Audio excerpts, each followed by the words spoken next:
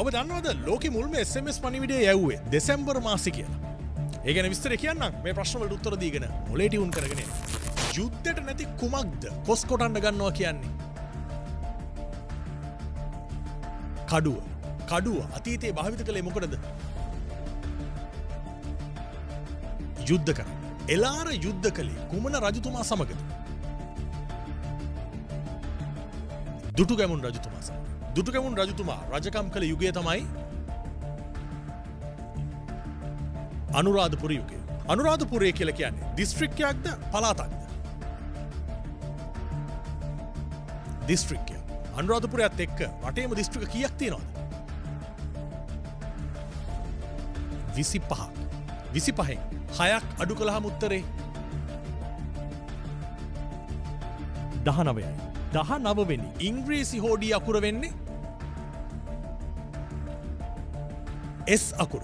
SMS කියන එකේ තේරුම වෙන්නේ short message service කියන එක. ලෝකෙ මුල්ම SMS පණිවිඩේ තිබුණු දේ දන්නවද? උත්තරේ දන්නවනම් දැම්ම කමෙන්ට් කරන්න. එහෙම නැත්නම් මේ තප්පර 3 ඉවසලා ඉන්න. අපි කියන්නම් සම්පූර්ණ විස්තරය. මේ සිදුවීම උනේ 1992 දෙසැම්බර් මාසයේ 3 වෙනිදා. 1992 දෙසැම්බර් මාසය කියලා කියන්නේ නත්තල් මාසයක්. මේකට පාදකුණු කාර්යාලය තමයි වෝඩාෆෝන් නිව්බෙරි කාර්යාලය. දෙසැම්බර් මාසෙ නිසා මේ කාර්යාලෙත් නත්තල් සාදයක් පැවැත්වුණා.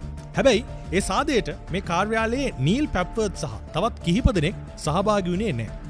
පාළුව කාන්සිය මකා ගන්න නීල් පැප්වර්ඩ් කලේ තමන්ගේ පරිගණක තිරයේ මෙරි ක්‍රිස්මස් කියලා ලියලා ඒක ඊට පස්සේ තමන්ගේ යාළුවෙක් වුණු රිචඩ් ජාවිස්ගේ ඕබිටෙල් 901 කියන දුරකථනයට තමන් දන්න පරිගණක සෙල්ලම් දාලා යවුවා.